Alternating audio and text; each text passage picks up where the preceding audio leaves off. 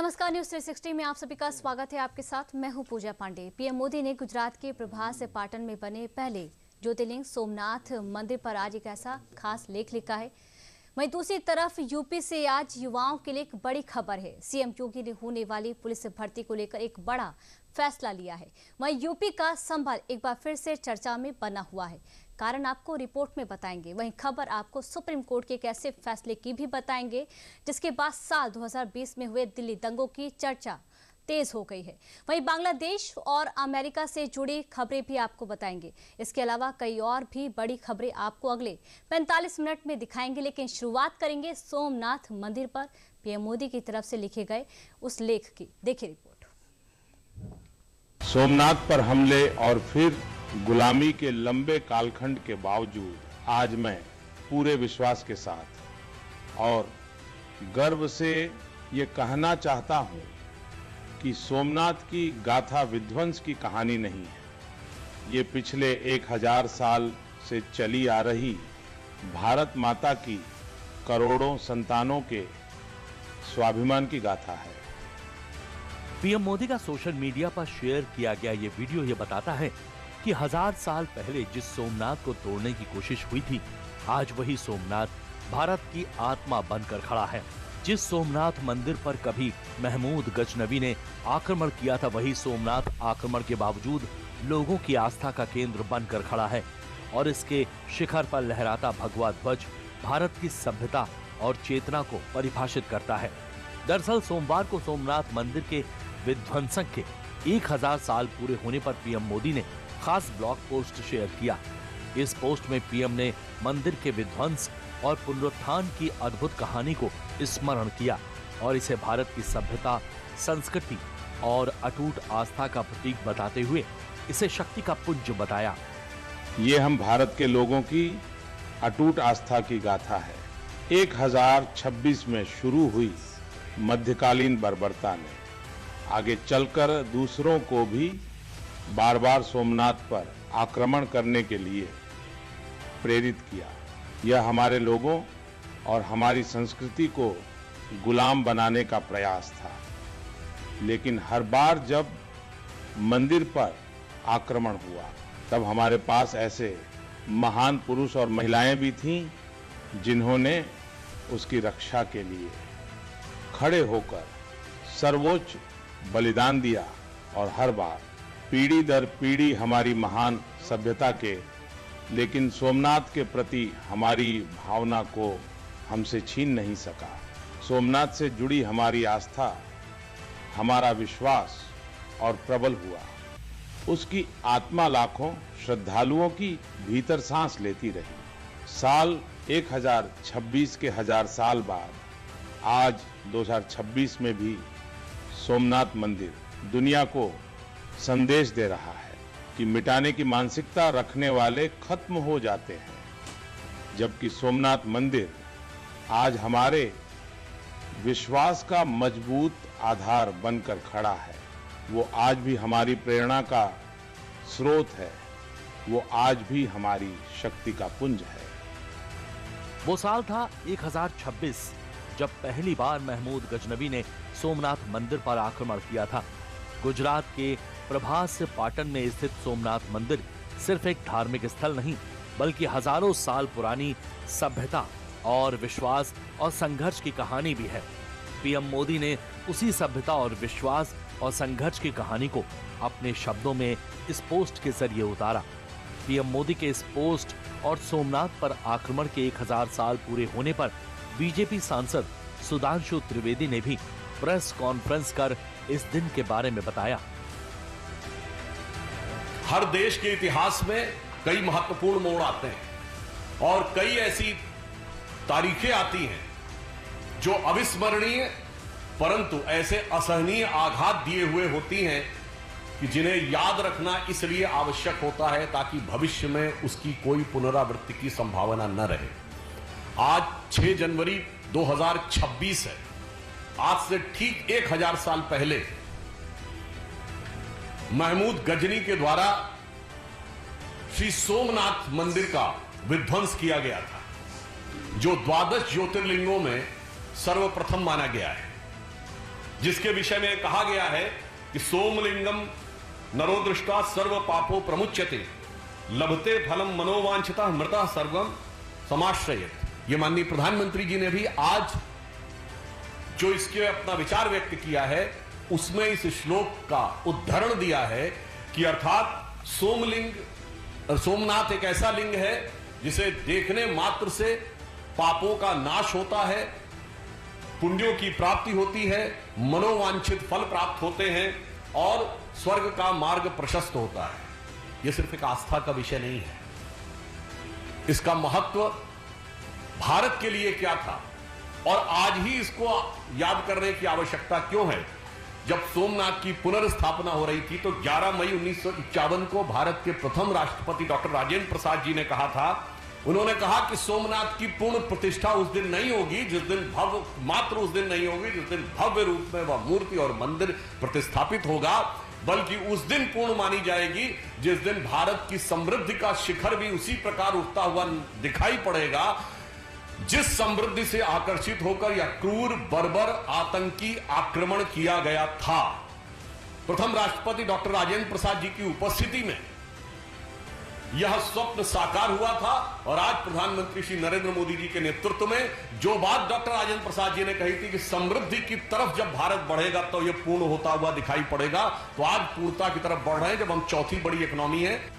इसके अलावा पीएम ने सोमनाथ मंदिर पर हुए आक्रमण के 1000 साल पूरे होने पर एक्स पर पोस्ट भी किया, जिसमें उन्होंने लिखा, वर्ष 2026 में आस्था की हमारी तीर्थ स्थली सोमनाथ ज्योतिर्लिंग पर हुए पहले आक्रमण के 1000 वर्ष पूरे हो रहे हैं। बार बार हुए हमलों के बावजूद हमारा सोमनाथ मंदिर आज भी अडिग खड़ा है। सोमनाथ दरअसल भारत माता की उन करोड़ों वीर संतानों के स्वाभिमान और अदम्य साहस की गाथा है जिनके लिए अपनी संस्कृति और सभ्यता सदैव सर्वोपरि रही है। दरअसल पीएम मोदी इससे पहले भी कई बार सोमनाथ मंदिर को लेकर पोस्ट कर चुके हैं, जिसमें उन्होंने विदेशी आक्रांताओं के हमलों के बावजूद दोबारा खड़ा हुआ ये सोमनाथ मंदिर भारतीय सभ्यता के अडिग और अटल आत्मबल का प्रतीक बताया था। अब एक नजर 1026 के उस आक्रमण पर डालते हैं जिसमें महमूद गजनवी के महान धार्मिक और सभ्यतागत प्रतीक को नष्ट किया था। 1026 में महमूद गजनवी ने सोमनाथ मंदिर पर आक्रमण किया था। इस हमले का उद्देश्य एक महान धार्मिक और सभ्यतागत प्रतीक को नष्ट करना था।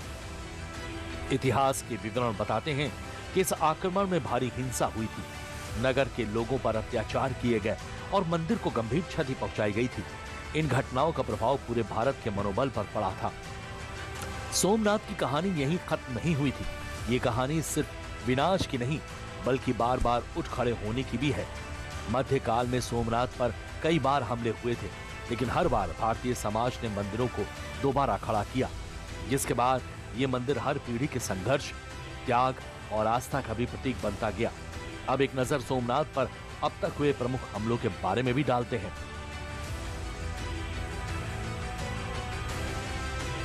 1026 ईस्वी ये सोमनाथ मंदिर पर पहला और सबसे बड़ा हमला था जो महमूद गजनवी द्वारा किया गया था।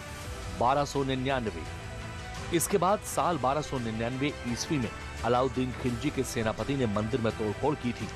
1375 ईस्वी साल 1375 ईस्वी में गुजरात सल्तनत मुजफ्फर शाह प्रथम ने भी मंदिर में तोड़फोड़ किया था, जिसमें मंदिर को नुकसान हुआ था। 1451 ईस्वी साल 1451 ईस्वी में महमूद बेगड़ा द्वारा एक बार फिर से मंदिर को ध्वस्त किया गया। 1706 ईस्वी औरंगजेब ने भी साल 1706 ईस्वी में सोमनाथ मंदिर को गिराकर मस्जिद बनाने का आदेश दिया था। इतिहास गवाह रहा है कि जब जब सोमनाथ मंदिर पर आक्रमण हुआ है तब तब महान विभूतियों ने भी सोमनाथ के पुनर्निर्माण में अहम भूमिका निभाई है, ताकि भक्त फिर से यहाँ पूजा कर सकें। इतनी बार टूटने के बावजूद सोमनाथ मंदिर हर बार फिर बना और यही कारण है कि सोमनाथ को भारत की आस्था, संस्कृति और पुनर्जागरण का प्रतीक माना जाता है। पीएम मोदी 11 जनवरी को खुद सोमनाथ जाएंगे और सोमनाथ स्वाभिमान पर्व में हिस्सा लेंगे, जिसमें 8 से 11 जनवरी तक कई आध्यात्मिक और सामाजिक कार्यक्रम शामिल होंगे। अब खबर यूपी में पुलिस भर्ती की तैयारी कर रहे लाखों युवाओं को योगी सरकार से मिली बड़ी राहत से जुड़ी हुई है। अभ्यर्थियों के हितों को प्राथमिकता देते हुए मुख्यमंत्री के निर्देश पर पुलिस में आरक्षी नागरिक पुलिस एवं समकक्ष पदों पर प्रस्तावित सीधी भर्ती 2025 के लिए अधिकतम आयु सीमा में एकमुश्त 3 साल की छूट दी गई है। पूरी खबर देखिए इस रिपोर्ट में।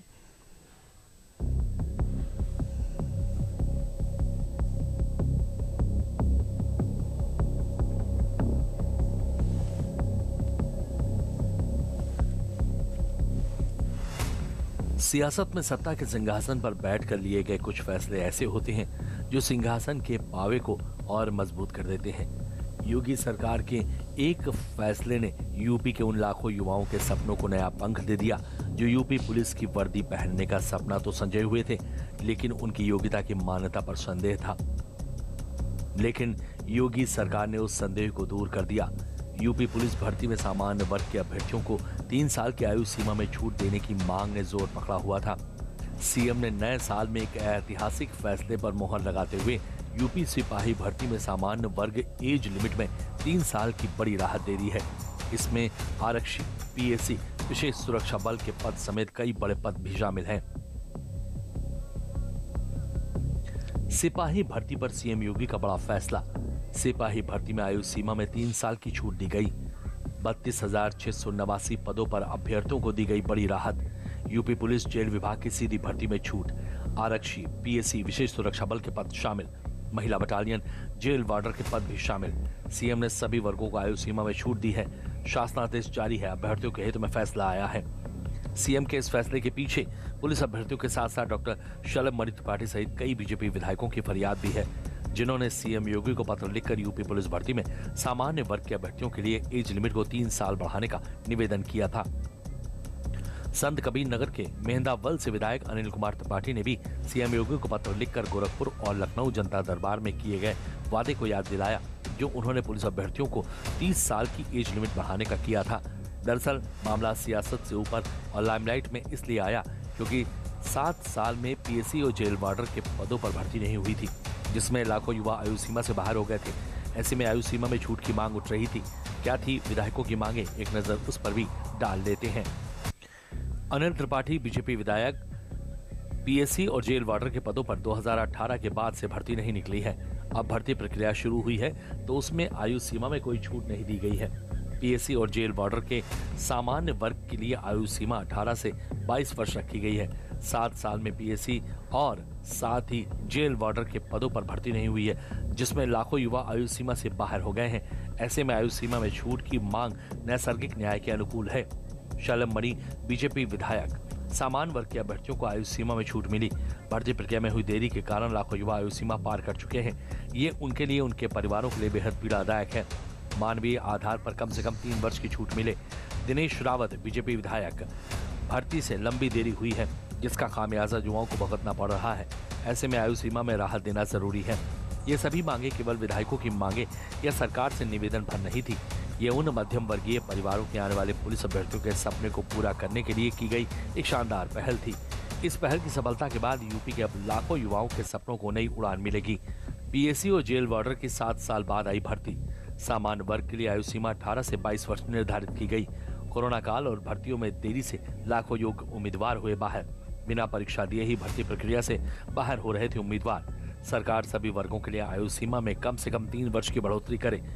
इससे पहले भी उत्तर प्रदेश के कैबिनेट मंत्री ओम प्रकाश राजभर ने लेखपाल भर्ती 2025 के दौरान सीएम को पत्र लिखकर आग्रह किया कि भर्ती में आरक्षण के प्रावधानों का सख्ती से पालन किया जाए, ताकि पिछड़े वर्ग के युवाओं के लिए अन्याय न हो। जिसके बाद सरकार ने राज्य की सभी भर्तियों में आरक्षण नियमों को कड़ाई से लागू करने के निर्देश दिए थे और संशोधित विवरण में ओबीसी पदों की संख्या में सुधार किया था।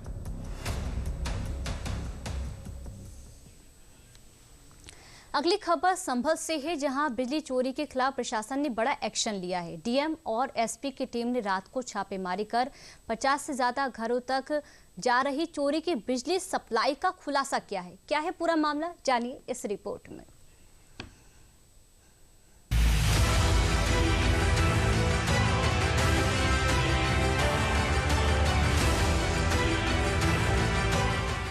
जब संभल के लोग नींद के आगोश में थे, तब अंधेरी गलियों में रात के सन्नाटे को चीरते हुए ये कदम बदलाव की नई सुबह की इबारत लिख रहे थे।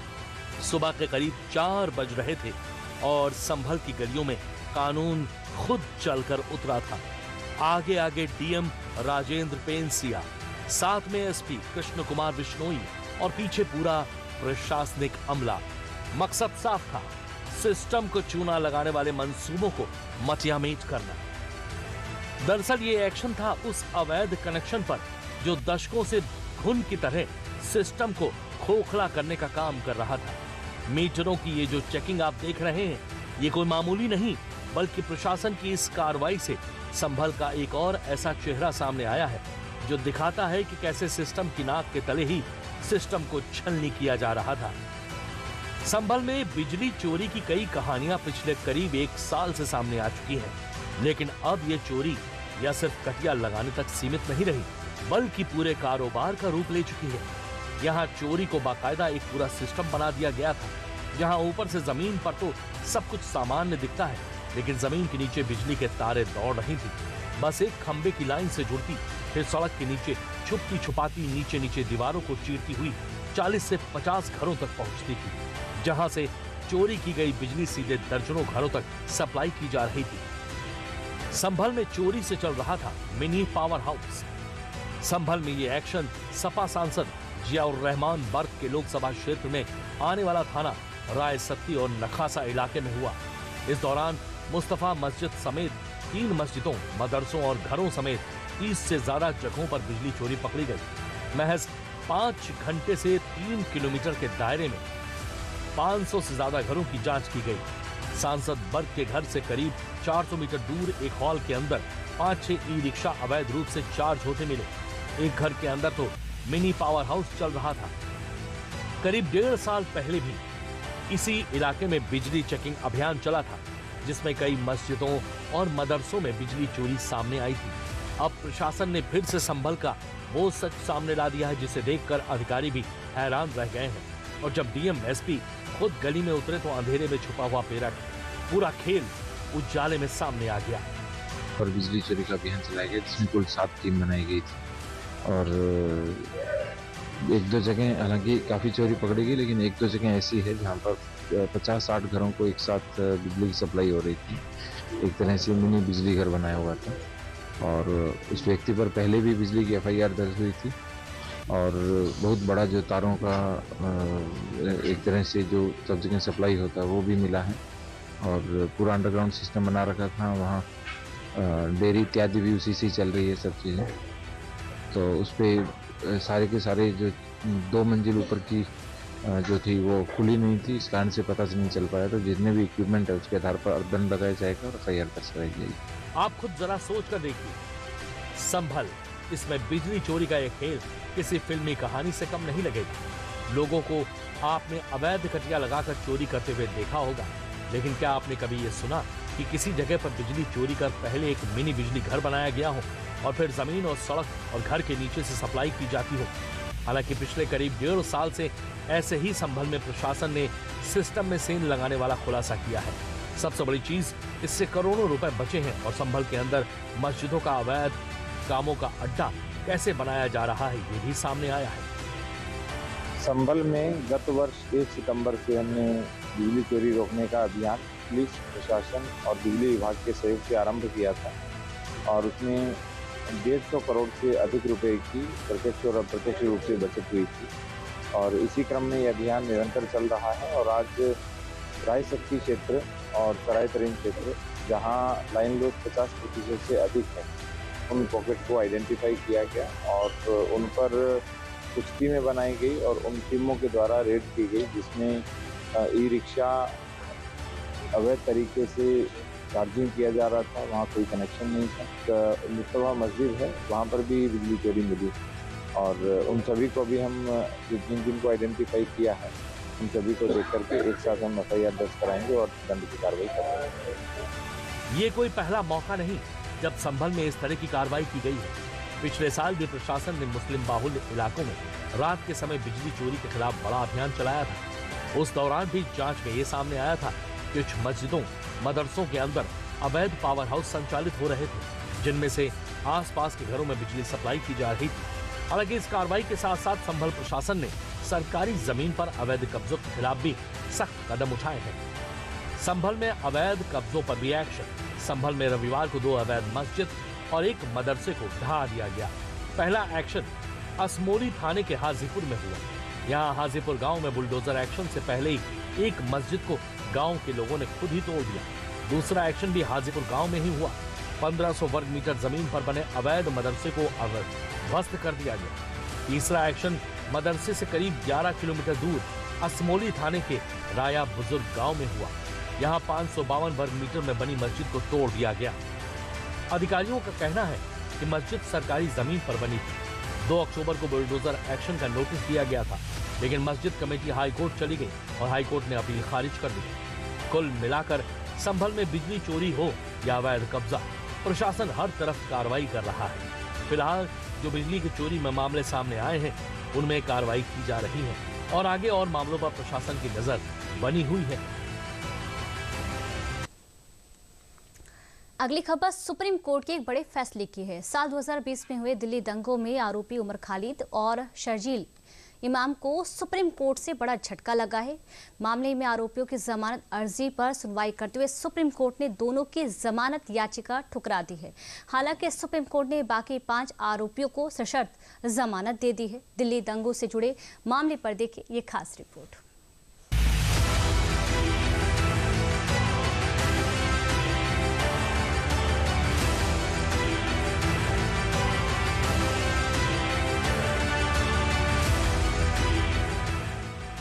चलती सड़कें, धुएं में लिपटी दिल्ली और चीख पुकार के बीच बिखरा शहर। फरवरी 2020 का ये वो मंजर है जो आज भी कैमरों में कैद है। करीब 5 साल पहले राजधानी दिल्ली ने दंगों का सबसे खौफनाक चेहरा देखा था। ये तस्वीरें तो पुरानी हो गई हैं, लेकिन ये दंगा आज भी कानून के पन्नों में जिंदा है।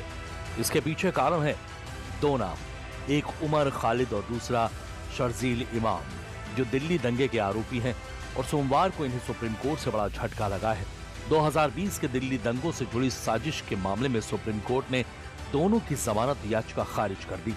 साथ ही उमर और शर्जील 1 साल तक इस मामले में जमानत याचिका भी दाखिल नहीं कर सकेंगे। सुप्रीम कोर्ट ने कहा है उमर खालिद और शर्जील इमाम की भूमिका दिल्ली दंगों के मामलों में अन्य आरोपियों की तुलना में अलग है। दरअसल उमर खालिद और शर्जील इमाम समेत 7 आरोपी दिल्ली दंगों के आरोप में 5 साल 3 महीने की तिहाड़ जेल में बंद हैं। हालांकि सुप्रीम कोर्ट ने उमर खालिद और शर्जील इमाम के अलावा अन्य 5 आरोपियों को 12 शर्तों के साथ जमानत दे दी है। गुलफिशा फातिमा, मीरान हैदर, शिफाउर रहमान, मोहम्मद सलीम खान और शादाब अहमद को जमानत मिल चुकी है। अदालत ने साफ शब्दों में कहा है कि उमर खालिद और शर्जील इमाम के खिलाफ ऐसे प्रथम दृष्टया साक्ष्य मौजूद हैं जो गैर कानूनी गतिविधियां रोकथाम अधिनियम यानी यूपीए के तहत तय वैधानिक कसौटी को पूरा करते हैं। ये फैसला न केवल कानूनी रूप से महत्वपूर्ण है, बल्कि ये देश के सबसे विवादित आपराधिक मामलों में से एक की दिशा भी तय करता है। खास बात यह है कि उमर खालिद और शर्जील इमाम सहित 7 आरोपियों के पैरवी के लिए देश के 5 दिग्गज वकील सुप्रीम कोर्ट में बहस कर रहे थे। फिर भी दोनों की जमानत नहीं मिली, हालांकि बाकी 5 को मिल गई। जिन 5 को बेल दी है, हम लोग बहुत खुश हैं उनके लिए कि उनको 5.5 साल के बाद बेल मिली है और जेल से बाहर आने का मौका मिलेगा। जिन 2 लोगों को बेल नहीं मिली है, उमर खालिद शर्जील इमाम, उनको लिबर्टी दी गई है कि 1 साल बाद वो फिर बेल के लिए अप्लाई कर सकें। और ये भी कहा गया है पुलिस से और ट्रायल कोर्ट से कि केस जल्द से जल्द चलाया जाए। सारे जो अहम गवाह हैं उनको 1 साल के अंदर एग्जामिन किया जाए, और अगर उनको एग्जामिन ना भी कर पाए तब भी ये 1 साल की डेडलाइन जारी रहेगी। दरअसल फरवरी 2020 में जब तत्कालीन अमेरिकी राष्ट्रपति डोनाल्ड ट्रंप भारत के दौरे पर थे, उसी दौरान उत्तर पूर्वी दिल्ली में सांप्रदायिक हिंसा भड़क उठी। नागरिक संशोधन कानून और एनआरसी के विरोध में चल रहे प्रदर्शनों ने हिंसक रूप ले लिया था, जिसमें 50 से ज्यादा लोगों की जान चली गई थी और करीब 700 से ज्यादा लोग घायल हुए थे। इसमें आरोपी उमर खालिद और शर्जील इमाम को बनाया गया था। देखिए, मैं स्वागत करता हूं न्यायपालिका का, जो निर्णय उन्होंने लिया है देश हित में शर्जील इमाम ने, उमर खालिद ने, ये लोग वही काम किया, चिकन नेक को काट दिया। देश के प्रति घृणा पैदा करना, जो काम पाकिस्तान कर रहा है वही काम ये कर रहे हैं। देखिए, सुप्रीम कोर्ट ने बार बार कहा है कि जमानत मौलिक अधिकार है, तो मौलिक अधिकार अगर किसी व्यक्ति का है तो उस व्यक्ति के अधिकार को भी देखा जाना चाहिए। सुप्रीम कोर्ट ने पूरे कॉन्स्पिरेसी के एविडेंस को परीक्षण किया और गंभीरता से समझा कि इनका मामला बेल देने के लायक नहीं है, क्योंकि ये उसके मूल सूत्रधार थे। और बार बार जो उनके अधिकारों की बात करते हैं, मैं किसी का नाम नहीं लूंगा, तो एक बात अवश्य कहूंगा कि लगभग 50 से अधिक लोग मारे गए दंगे में जो इन्होंने शुरू किया था। उसकी जिम्मेदारी कौन लेगा? यह है कि नहीं विषय। इसलिए हमेशा एक पक्षीय बात ठीक नहीं है। मैं माननीय सुप्रीम कोर्ट के फैसले का स्वागत करता हूं। उमर खालिद और शर्जील इमाम समेत 7 आरोपियों को 2020 में मई से लेकर सितंबर के दरमियान गिरफ्तार किया गया था। तब से ये सभी जेल में हैं। इन पर आपराधिक साजिश, दंगा, गैर कानूनी सभा के साथ साथ गैर कानूनी गतिविधि रोकथाम अधिनियम के तहत कई अपराधों का आरोप है। क्योंकि दिल्ली पुलिस का आरोप है कि ये दंगे अचानक नहीं हुए, बल्कि भारत सरकार को अस्थिर करने और दुनिया भर में देश की छवि को खराब करने के लिए एक सुनियोजित साजिश के तहत अंजाम दिए गए थे। इसमें आरोपियों पर गैर कानूनी गतिविधियों रोकथाम अधिनियम जैसी सख्त धाराएं लगाई गई थी। हालांकि अब सुप्रीम कोर्ट के आदेश के बाद उमर खालिद और शर्जील इमाम के अलावा बाकी 5 आरोपी जल्द ही जेल से बाहर होंगे।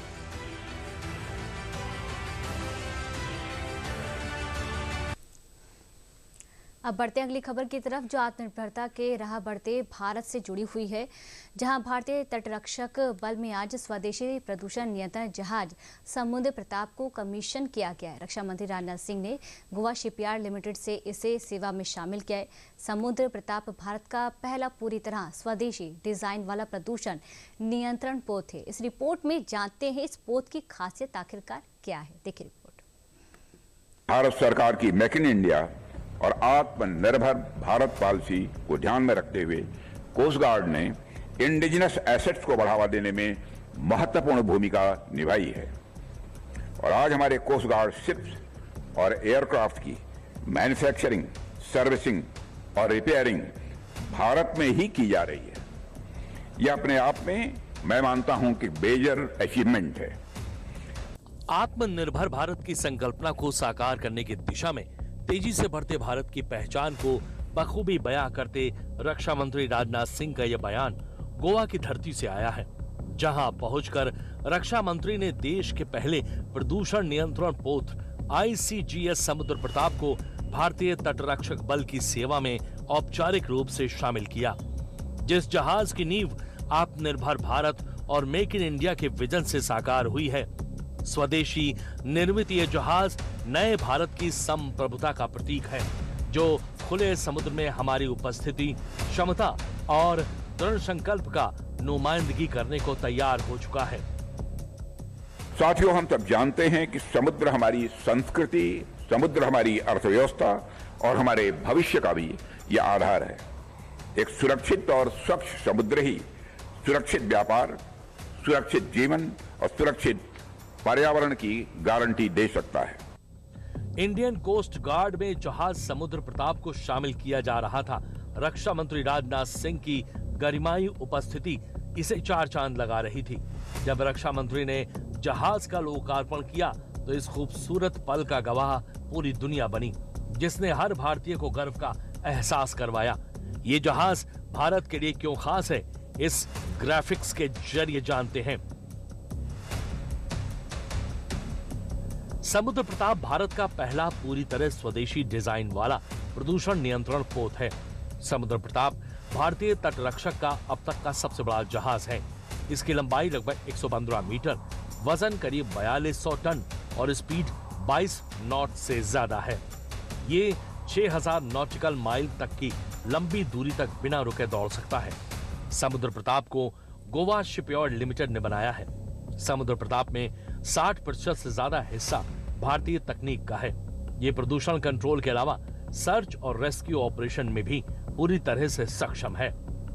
भारत सरकार की मेक इन इंडिया और आत्मनिर्भर भारत पॉलिसी को ध्यान में रखते हुए कोस्ट गार्ड ने इंडिजिनस एसेट्स को बढ़ावा देने में महत्वपूर्ण भूमिका निभाई है और आज हमारे कोस्ट गार्ड शिप्स और एयरक्राफ्ट की मैन्युफैक्चरिंग, सर्विसिंग और रिपेयरिंग भारत में ही की जा रही है। साथियों, हम सब जानते हैं कि समुद्र हमारी संस्कृति, समुद्र हमारी अर्थव्यवस्था और हमारे भविष्य का भी यह आधार है। एक सुरक्षित और स्वच्छ समुद्र ही सुरक्षित व्यापार, सुरक्षित जीवन और सुरक्षित पर्यावरण की गारंटी दे सकता है। ऐसे में समुद्र प्रताप जैसे प्लेटफॉर्म्स हमें यह कॉन्फिडेंस देते हैं कि भारत एक सुरक्षित और स्वच्छ समुद्र इंश्योर करने की अपनी मैरीटाइम रिस्पांसिबिलिटी को न सिर्फ समझता है बल्कि उन्हें निभाने के लिए भी पूरी तरह से तैयार है। देश की सेवा में कोस्ट गार्ड का जो अहम योगदान है उसका मूल्यांकन तो रक्षा मंत्री ने अपने शब्दों में बखूबी बयां किया है। साथ ही साथ कोस्ट गार्ड के योगदान और समुद्र प्रताप जैसे जहाजों की जरूरत देश को क्यों महसूस हुई और कोस्ट गार्ड को लेकर देश के लोगों में कितना भरोसा है उसका भी जिक्र किया। साथियों, इंडियन कोस्ट गार्ड ने देशवासियों के अंदर जो भरोसा पैदा किया है वह निश्चित रूप से सराहनीय है। इसने हमारे किसानों के अंदर भरोसा पैदा किया है, हमारे मछुआरों के अंदर भी इसने भरोसा पैदा किया है। सब निश्चिंत होकर अपना काम करते रहते हैं कि जो भी होगा इंडियन कोस्ट गार्ड देख लेगा। इसके अतिरिक्त हमारे कोस्ट गार्ड ने हमारे दुश्मनों के अंदर भी यह भाव पैदा किया है। वह भाव इस बात का है कि गलती से भी अगर आंख उठाकर भारत की और समुद्री सीमा की ओर कोई देखेगा तो इंडियन कोस्ट गार्ड उसे देखने लायक नहीं छोड़ेगा। समुद्री जहाज हो या रक्षा से जुड़ी कोई और जरूरतें, भारत अपने मेक इन इंडिया और आत्मनिर्भर भारत के सपने को साकार करने की दिशा में बहुत तेजी से कदम बढ़ा रहा है। स्वदेशी सामानों को अपनाने पर फोकस किया जा रहा है। इस दिशा में लगातार प्रयास किए जा रहे हैं। मेक इन इंडिया और आत्मनिर्भर भारत के तहत भारत ने कई स्वदेशी रक्षा सामान बनाए हैं। LCA तेजस, अर्जुन टैंक, आकाश मिसाइल सिस्टम, धनुष तोपें, ALH हेलीकॉप्टर, ब्रह्मोस मिसाइल, ये सब स्वदेश निर्मित है। समुद्र प्रताप समेत कई नौसैनिक जहाज, जिसमें 65% से अधिक रक्षा उपकरण अब घरेलू स्तर पर बन रहे हैं। वित्त वर्ष 2023-24 में 1,27,434 करोड़ का रिकॉर्ड स्वदेशी उत्पादन हुआ, जो 2014-15 के मुकाबले 174% अधिक है। PIB के अनुसार भारत अब 100 से अधिक देशों को रक्षा उपकरण निर्यात करता है। वित्त वर्ष 2024-25 में निर्यात 23,622 करोड़ तक पहुंच गया। आत्मनिर्भरता की राह पर चल पड़े ये नए भारत की तस्वीर है जिसका लोहा पूरी दुनिया मान रही है। समुद्र सुरक्षा से लेकर आसमान तक भारत स्वदेशी सामानों को बनाने और उसे अपनाने की दिशा में बहुत तेजी से आगे बढ़ रहा है, जिसमें मेक इन इंडिया प्रोजेक्ट इस बुनियाद की नींव है। लिहाजा जिस तत्परता से भारत आगे बढ़ता जा रहा है वो दिन दूर नहीं जो भारत दुनिया के शक्तिशाली देशों की सूची में शुमार होने जा रहा है।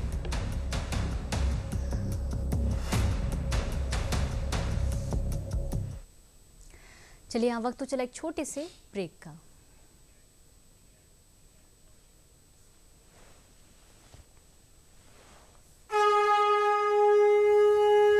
प्राचीन तमिल साहित्य में जीवंत त्रिपुरारी की नगरी काशी में संस्कृति का अद्भुत समागम।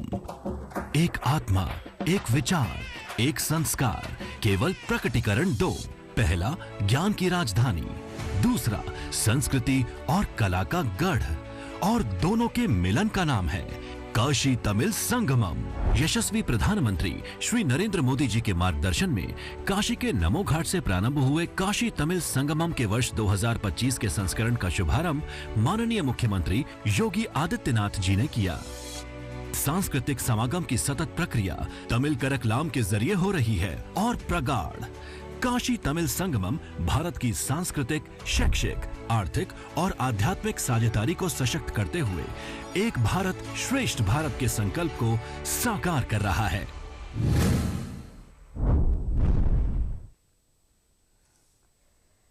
ब्रेक के बाद एक बार फिर आप सभी का स्वागत है। अब खबर बांग्लादेश की है। दरअसल बांग्लादेश ने आईपीएल का प्रसारण बैन कर दिया है। यूनुस सरकार का ये फैसला बीसीसीआई के उस फैसले के बाद आया है जिसमें बांग्लादेश के खिलाड़ी मुस्तफिजुर रहमान को केकेआर टीम से रिलीज किया गया।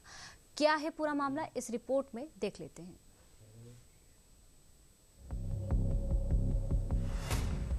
क्रिकेट जिसे सरहदों से ऊपर, सियासत से दूर और जुनून की सबसे बड़ी भाषा कहा जाता है, जिसमें दुश्मनी के बावजूद मैदान में साझेदारी की कहानी लिखी जाती है, लेकिन अब वही क्रिकेट दो देशों के बीच की साझेदारी की कहानी को एक नया मोड़ दे रहा है।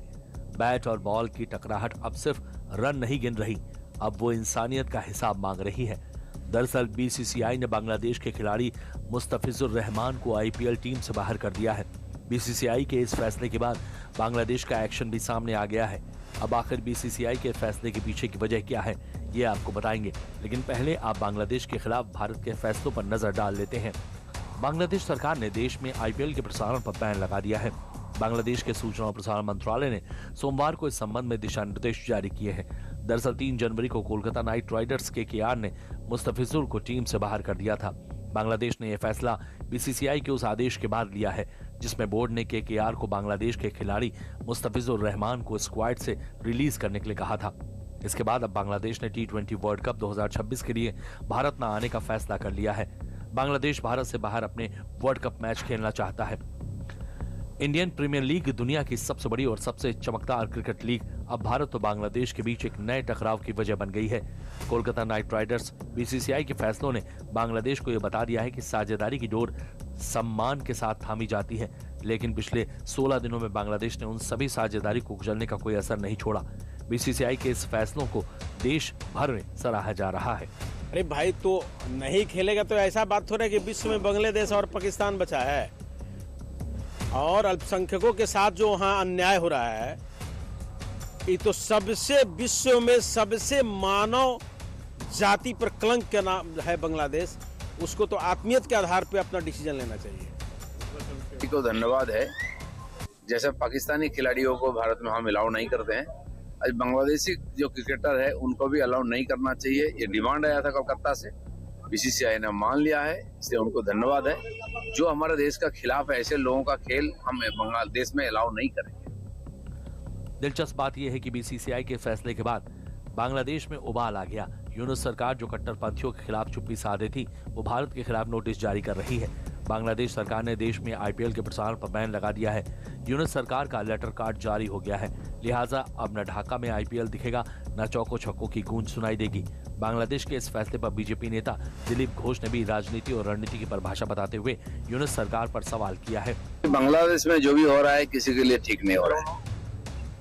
हमारे देश की तरफ से जो करना है सरकार कर रही है, लेकिन बंगाल के लोग बहुत दुखी है। पश्चिम बंगाल में बांग्लादेश में हिंदुओं के ऊपर जो अत्याचार हो रहा है, ये बहुत अमानविक है। इसका परिणाम उनको भुगतना पड़ेगा। हम ये चाह रहे हैं कि बांग्लादेश में जल्दी चुनाव हो, सरकार आए और कानून व्यवस्था स्थापित हो, जिससे वहाँ के नागरिकों को जान माल का सुरक्षा हो और हमारे बॉर्डर में जो टेंशन है वो भी कम हो। मुस्तफिजुर रहमान को अचानक आईपीएल से बाहर किए जाने के बाद से ही बांग्लादेश में बहस का संग्राम छिड़ गया है। फैंस, पूर्व क्रिकेटर और विशेषज्ञ लगातार इस फैसले के कारणों पर सवाल उठा रहे हैं, लेकिन रहमान पर बैन के बाद बांग्लादेश में आईपीएल टेलीकास्ट पर बैन ने इस मामले को और गंभीर बना दिया है। यानी ये भी साफ हो रहा है कि ये विवाद सिर्फ क्रिकेट तक सीमित नहीं रह गया, बल्कि खेल और कूटनीतिक से कहीं ऊपर पहुंच गया है। इसका असर अंतर्राष्ट्रीय क्रिकेट और द्विपक्षीय संबंधों पर भी साफ नजर आने लगा है। बांग्लादेश क्रिकेट बोर्ड BCB ने सुरक्षा चिंताओं का हवाला देते हुए ICC mains T20 world cup 2026 के लिए अपनी टीम को भारत न भेजने का फैसला किया है। एक नजर मैच के टाइमलाइन को भी समझते हैं। बांग्लादेश पहला मैच 7 फरवरी को वेस्टइंडीज के खिलाफ कोलकाता में शेड्यूल है। दूसरा 9 फरवरी को इटली से और तीसरा 14 फरवरी को इंग्लैंड से और चौथा 17 फरवरी को नेपाल से, जो कोलकाता में शेड्यूल है। दरअसल बांग्लादेश में अल्पसंख्यकों पर हो रहे अत्याचारों के खिलाफ लगातार ये मांग उठ खड़ी थी कि बांग्लादेश पर कार्रवाई हो। बांग्लादेश जो खुद को लोकतंत्र और धर्मनिरपेक्षता का चेहरा बताता रहा है, आज अल्पसंख्यकों पर हो रहे अत्याचारों के कारण दुनिया के सामने कटघरे में खड़ा है। बांग्लादेश में पहचान के नाम पर जान ली जा रही है। भीड़ का उन्माद इंसानियत पर भारी पड़ रहा है, जो सीधे सीधे किसी बड़े साजिश की ओर इशारा करता है। इसको समझने के लिए आप हिंसा के टाइमलाइन को भी समझ लीजिए। 12 दिसंबर को शरीफ उस्मान हादी नाम के एक युवा नेता को अज्ञात हमलावरों ने चुनाव प्रचार के दौरान गोली मार दी थी। गोली लगने के बाद हादी को इलाज के लिए सिंगापुर भेजा गया। वहां अस्पताल में उसकी मौत हो गई। हादी ने शेख हसीना के खिलाफ हुए हिंसक विद्रोह में बड़ी भूमिका निभाई थी। हिंसक विरोध प्रदर्शनों के चलते ही हसीना को पीएम पद के साथ साथ देश भी छोड़ना पड़ा था। उस्मान हादी की मौत के बाद ढाका सहित कई शहरों में हिंसक प्रदर्शन शुरू हुआ। भारतीय उच्च आयोग और न्यूज दफ्तरों पर हमले किए गए। भारत विरोधी नारे लगाकर अल्पसंख्यकों को निशाना बनाया गया। 18 दिसंबर की रात हिंदू युवक दीपू चंद्र दास की हत्या कर दी गई। फिर सरेआम पेड़ से लटकाकर उसे जिंदा जला दिया गया था। बांग्लादेश में शेख हसीना विरोधी नेता पर हमला हुआ। खुलना में मोहम्मद मोतालेब शिकदर को घर में घुसकर गोली मार दी गई। फिर 29 साल के अमृत मंडल को भीड़ ने मौत के हवाले कर दिया। और फिर रविवार को मोबाइल फोन कारोबारियों के प्रदर्शन के दौरान एक मासूम बच्ची को उसकी मां के साथ सड़क पर घसीटते हुए देखा गया। बांग्लादेश आज कट्टरपंथ की गिरफ्त से छटपटा रहा है। सड़कों पर नफरत है, निशाने पर अल्पसंख्यक है। बांग्लादेश में हिंदू होना गुनाह बनता जा रहा है। बर्बरता की सारे हदें पार की जा रही हैं। बांग्लादेश की जमीन पर कट्टरपंथियों के हौसले बुलंद होते जा रहे हैं, लेकिन सत्ताधारी इसे लगातार नजरअंदाज कर रही है। और साथ ही फिलहाल बांग्लादेश की मांग को लेकर अब भारत का अगला जवाब क्या होगा, ये देखने वाली बात होगी।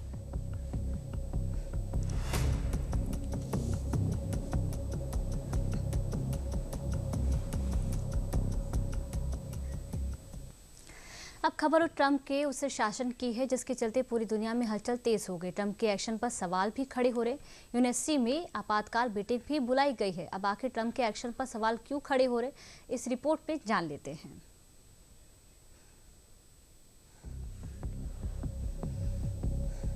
अमेरिका से उठी एक कार्रवाई ने पूरी दुनिया की कूटनीति को कटघरे में खड़ा कर दिया है। दरअसल शुक्रवार को अमेरिका ने वेनेजुएला पर हमला करके राष्ट्रपति निकोलस मदुरो को गिरफ्तार कर लिया। अब अमेरिका के इस कदम पर सवाल सिर्फ वेनेजुएला तक सीमित नहीं रह गया है, बल्कि संयुक्त राष्ट्र सुरक्षा परिषद से लेकर अंतर्राष्ट्रीय अदालतों और लैटिन अमेरिकी राजनीति तक इसकी गूंज सुनाई दे रही है। एक तरफ अमेरिका खुद को लोकतंत्र और कानून का रक्षक बता रहा है, तो दूसरी तरफ उसी अमेरिका पर अंतर्राष्ट्रीय कानून तोड़ने के आरोप लग रहे हैं। आज दुनिया ये पूछ रही है कि क्या अमेरिका वैश्विक व्यवस्था का प्रहरी है या फिर वही नियम तोड़ने वाला सबसे बड़ा खिलाड़ी है। संयुक्त राष्ट्र सुरक्षा परिषद ने वेनेजुएला पे अमेरिकी हमले पर चर्चा के लिए आज आपातकालीन बैठक बुलाई। ये बैठक परिषद के अस्थायी सदस्य कोलंबिया के अनुरोध पर बुलाई गई। इसे स्थायी सदस्य चीन और रूस का समर्थन प्राप्त है। वहीं निकोलस मदुरो को आज न्यूयॉर्क कोर्ट में पेश किया जाना है। निकोलस मदुरो पर 4 आरोप लगाए गए हैं। ये आरोप नार्को टेररिज्म की साजिश, कोकीन इंपोर्ट की साजिश, मशीन गन और खतरनाक डिवाइस रखने की साजिश का आरोप लगाया गया है। दुनिया की सियासत एक बार फिर निर्णायक मोड़ पर खड़ी नजर आ रही है। वेनेजुएला में अमेरिका की सैन्य कार्रवाई ने अंतर्राष्ट्रीय मंच पर तीखी बहस छेड़ दी है। आज दुनिया की सबसे ताकतवर कूटनीतिक मेज पर सिर्फ सन्नाटा नहीं है, बल्कि सियासी तूफान आ गया है। अमेरिका ने इस कार्रवाई पर सोमवार को संयुक्त राष्ट्र सुरक्षा परिषद की आपातकालीन बैठक बुलाई है। कोलंबिया के अनुरोध पर बुलाई गई इस आपात बैठक को चीन और रूस का खुला समर्थन मिला है। यही समर्थन इस बहस को साधारण नहीं बल्कि निर्णायक बना रहा है, क्योंकि जब सुरक्षा परिषद के स्थायी सदस्य आमने सामने हों तो ये महज चर्चा नहीं, ये भविष्य की दिशा तय करने की कोशिश भी मानी जा रही है। Well, this is not technically an arrest, it's an abduction. An arrest is made by the police within its own jurisdiction. The US doesn't have jurisdiction within Venezuela. And this is an abduction where a head of state has been kidnapped and taken across to the US. The US doesn't have any jurisdiction over the matter. The courts where the president will be tried doesn't have jurisdiction in this case. So it's a brazen violation of international law by a power that has the military power. It has the capability to go in and abduct the president and his wife. Trump के मुताबिक राष्ट्रपति Nicolas Maduro का शासन न केवल लोकतांत्रिक मूल्यों को कुचल रहा था, बल्कि अंतर्राष्ट्रीय ड्रग तस्करी और संगठित अपराध का भी बड़ा केंद्र बन चुका था। अमेरिकी प्रशासन का कहना है कि मदुरो सरकार वर्षों से कोकीन तस्करी को संरक्षण दे रही है, जिससे अमेरिका और उसके सहयोगी देशों की सुरक्षा को गंभीर खतरा पैदा हुआ है। Was removed, picked up and taken away. And so therefore, certainly in international law there are questions. In fact, the common belief would be it's against international law. It's violated the sovereignty of a nation. It's against the UN Charter. I'm not sure about the US law itself. Although when this last happened in 1990, when the then president of Panama Noriega was brought to the United States. The US court said how he is brought here is immaterial to us. We will only try him on the basis of evidence and the charge sheet presented. हालांकि America भले ही अपनी कार्रवाई को सुरक्षा और कानून के चश्मे से दिखाने की कोशिश कर रहा हो, लेकिन जमीनी हकीकत इससे कहीं ज्यादा तल्ख है। अमेरिका का मकसद तेल, सत्ता और व्यापार का वो मोनोपोली माना जा रहा है जो ट्रंप की नीतियों में शुरुआत से देखी जा रही है। वेनेजुएला दुनिया के सबसे बड़े तेल भंडार वाले देशों में से एक है और अमेरिका की नजरें लंबे समय से इस ऊर्जा संपदा पर टिकी रही हैं। वेनेजुएला जो पहले से ही राजनीतिक अस्थिरता, आर्थिक संकट और मानवीय चुनौतियों से जूझ रहा है, अब वैश्विक ताकतों की रस्साकशी का अखाड़ा बन गया है। एक तरफ अमेरिका अपने कदम को सुरक्षा और रणनीतिक हितों से जोड़ रहा है, तो दूसरी तरफ रूस और चीन इसे संप्रभुता पर सीधा हमला बता रहे हैं। न्यूज़ 360 में आज के लिए इतना ही। नमस्कार।